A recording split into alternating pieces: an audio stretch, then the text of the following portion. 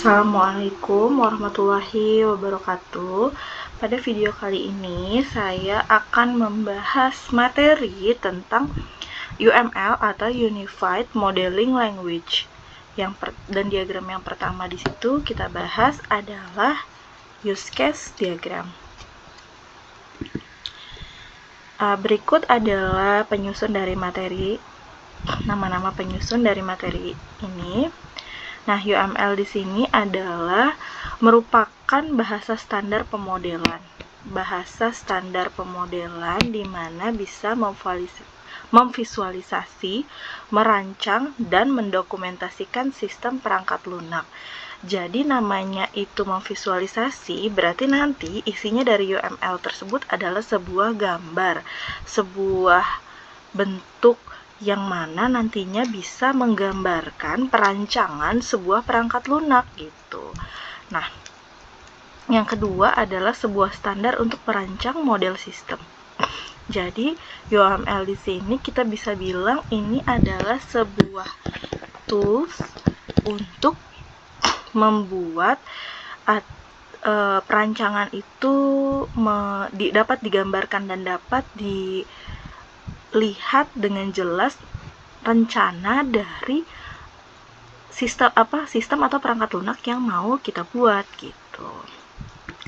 Nah, tools yang support UML di sini ada 6 yang dibahas, tapi kalau nanti ada pengerjaan tugas dan lain sebagainya, dibebaskan untuk menggunakan software apapun. Ini di sini diantaranya ada Star UML, Agro UML, ada Rational Rose, ada Visual Paradigm, Lucidchart atau Miro. Bisa juga pakai Visio, Microsoft Visio, atau juga ada yang online itu bisa juga sih ini Draw.io, itu juga support sama pembuatan UML. Nah, diagram UML dibagi menjadi 3. Ada behavior, ada structure, ada interaction. Nah, behavior ini yang menggambarkan perilaku sistem atau rangkaian atau perubahan sistem yang dimodelkan. Di sini apa yang masuk ke dalam behavior? Ada use case, activity, dan state diagram. Lalu yang masuk ke dalam structure itu ada 6, class diagram, object diagram, deployment diagram, composite diagram, komponen diagram, sama package diagram. Structure ini menggambarkan struktur statis nanti yang dimodelkan. Yang berbau dengan struktur-struktur berarti nanti akan berhubungan dengan data juga gitu ya. Dari struktur data yang akan dibangun dari sistem yang dibuat.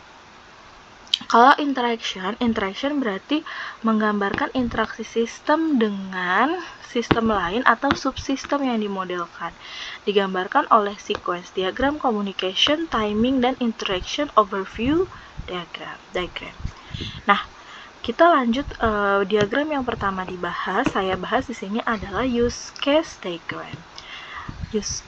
Diagram use case itu memodelkan aktor dan relasinya. Aktor ini adalah user ya, teman-teman. Nah, di sini use case ini apa yang diperbuat sistem. Jadi nanti apa yang diperbuat sistem kepada aktor, bukan bagaimana. Jadi apa yang dibuat sistem kepada aktor. Nanti menggambarkan fungsionalitas yang diharapkan dari sebuah sistem. Jadi fungsinya itu di sistem itu atau bisa apa aja sih sistem itu, aktor itu bisa ngapain aja di dalam sistem. Menggambarkan interaksi antara satu aktor dengan kalau dia lebih dari satu aktor. Nah, kita lihat dulu simbolnya.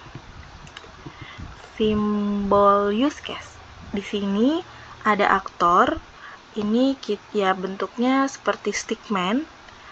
Kalian tidak perlu menggambarkan wajah dari aktor tersebut ya, jadi nggak usah dibikin gini gitu, nggak usah ya. Jadi polosan aja. Terus use case ini bentuknya oval. Terus ini asosiasi adalah garis saja, tidak ada panahnya ya. Terus ada extend. Extend di sini sama include sama, bedanya garis panah putus-putus. Bedanya nanti tetap harus ditulis extend ditulis dengan extend, include ditulis dengan include. Kalau mau disingkat berarti extend include. Itu boleh. Nah, generalisasi itu digambarkan dengan panah ya. Ini generalisasi. Penggunaannya kita langsung masuk ke dalam contoh. Sebelum penggunaannya di sini ada deskripsinya. Aktor itu nanti isinya user. Jadi misalnya kalau kita bikin sistem informasi klinik, berarti usernya siapa? User atau aktornya nanti siapa aja? Aktornya ada dokter, ada pasien, ada staff gitu misalnya. Terus misalnya kalau use case berarti nanti ini interaksi antara aktor dengan si diagramnya, dengan sistem gitu ya. Use case itu digambarkan dengan kata kerja. Jadi misalnya mengelola laporan, mengelola transaksi, mencetak laporan. Jadi pakai kata kerja. Atau misalnya membayar transaksi kayak gitu-gitu ya. Itu pokoknya pakai kata kerja di awal frase nama use case. Asosiasi simbol yang digunakan untuk menghubungkan link antar elemen. Jadi ini biasanya nanti digunakan dari aktor ke use case ya. Terus ada extend sama include. Kalau extend itu relasinya merupakan tambahan. Jadi tambahan tersebut nantinya bisa terjadi, bisa tidak terjadi. Tapi kalau include itu harus terpenuhi. Harus terpenuhi agar event itu dapat terjadi. Ntar kita langsung coba contohnya ya. Hubungan generalisasi. Kalau generalisasi itu adalah dia dari mengarah pada use case yang jadi generalisasinya. Jadi dari generalisasi itu dari use case yang khusus atau child use case. Misalnya ini child-nya atau yang khusus ke yang umum atau ke use case utamanya. Nah, ini generalisasi. Kita langsung masuk contoh. Di sini contohnya ada sistem informasi klinik. Sistem informasi klinik. Di sini aktornya ada 4 ya. Pasien, pembuat jadwal, dokter, sama bagian administrasi. Nah, pasien di sini dapat apa ke dalam sistem? Dapat membuat janji, dapat bisa juga cancel janjinya, terus bisa meminta request itu meminta gitu ya, meminta pengobatan atau request medication, sama membayar bill, membayar tagihan. Nah, di sini saya mau jelasin yang include dulu.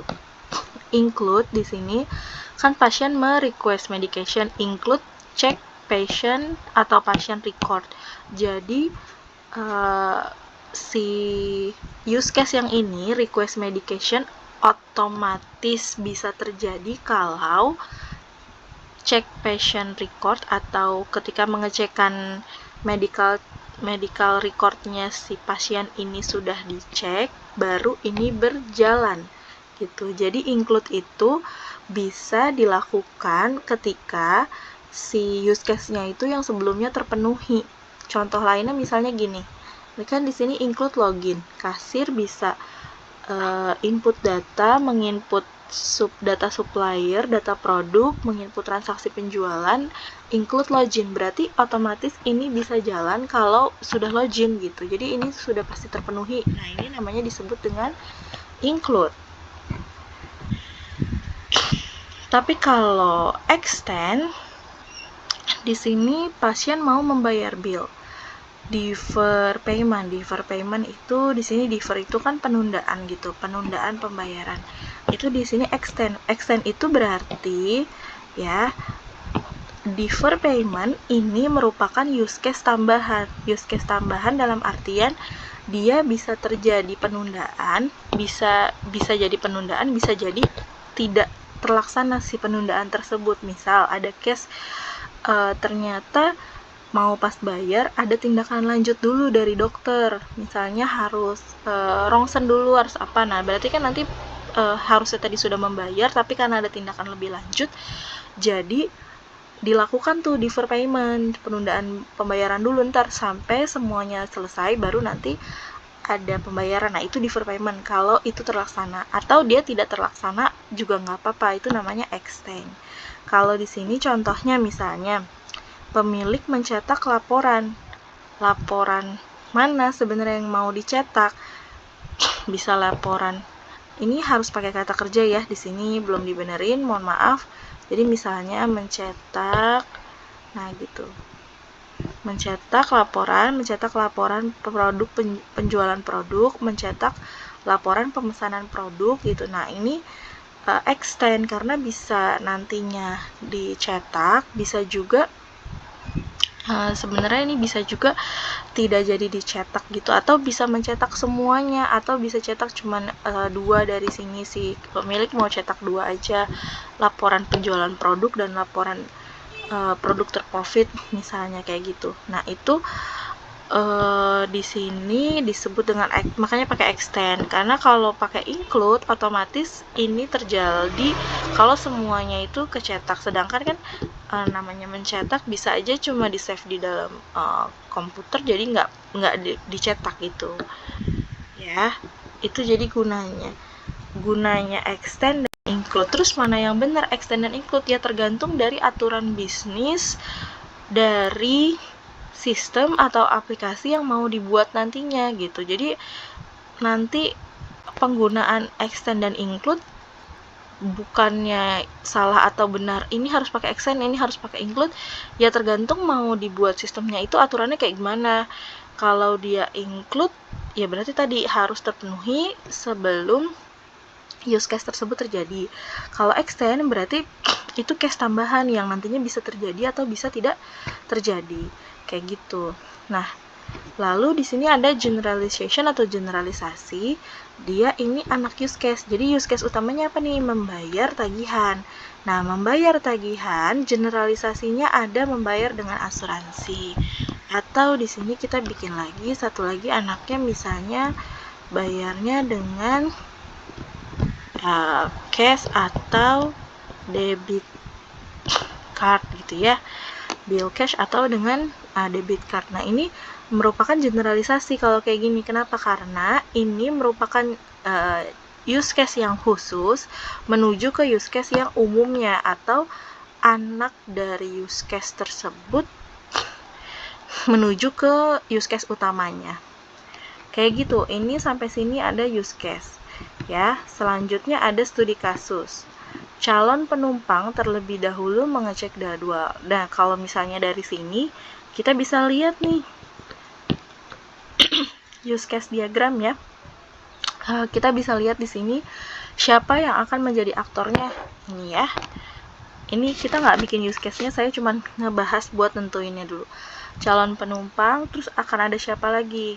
Calon penumpang, terus nantinya petugas saat check-in di bandara, nggak usah sih karena ini nanti sistemnya apa. Oh ya, jangan lupa sistem itu selalu ada boundary-nya nih. Ini boundary system, suka kelewat ya. Jadi boundary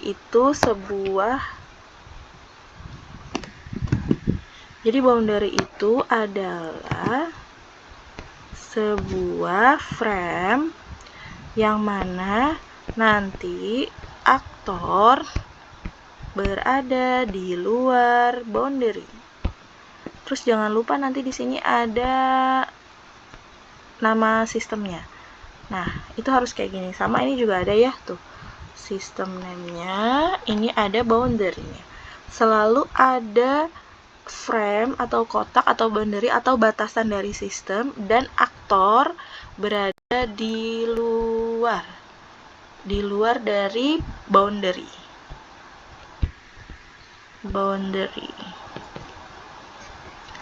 Nah, lanjut ke studi kasus tadi, berarti ada calon penumpang, sama berarti ini apa sistemnya namanya ya. Kalau nanti bikin dulu, kalian bikin kotaknya dulu gini, terus bikin dulu nama sistemnya. Berarti ini apa? Sistem pemesanan tiket ya, namanya di sini. Nama sistemnya. Sistem pemesanan tiket. Nah, terus kita tentuin aktornya dulu pertama. Aktornya ada calon penumpang. Satu lagi kita lihat ya. Pihak maskapai memberikan 3 pilihan operator maskapai. Oke nih ya. Operator maskapai. Kalau petugas di bandara kan ini cuma nunjukin saat check-in, berarti ini nggak usah. Jadi kita udah tahu 2 aktornya. 2 aktor. Terus aktor pertama ngapain aja? Calon penumpang berarti apa nih? Mengecek jadwal. Ini kan satu use case nih. Mengecek jadwal keberangkatan. Mengisi form pemesanan. Terus menentukan tanggal keberangkatan dan kepulangan. Nah, ini bisa include nih, karena kalau kita mengisi form pemesanan ya udah pasti harus menentukan tanggal keberangkatan dan kepulangan dong. Kalau kita mau mesen ya udah pasti nentuin tanggal berangkat sama tanggal pulang kalau sudah berhasil sudah mau mesen. Tapi kalau ngecek doang, yang ngecek aja belum tentu pesan. Jadi ini pasti satu use case, ini satu use case, ini include ke satu. Terus penumpang juga harus mengisi biodata. Nah, mengisi biodata. Terus nama lengkap, tanggal lahir, paspor. Nah, ini buat apa tuh, Bu? Ini nanti buat di kelas diagramnya. Jadi ini ya nggak usah di ini sih. Jadi mengisi biodata aja. Terus pembayaran. Nah, pembayaran ini berarti tadi pakai generalisasi ya. Pembayaran pakai ini. Ini berarti masuk ke generalisasi. Kayak gitu. Sampai sini ada yang ditanyakan? Kalau ada yang ditanyakan, langsung komen aja di bawah. Thank you. Bye-bye.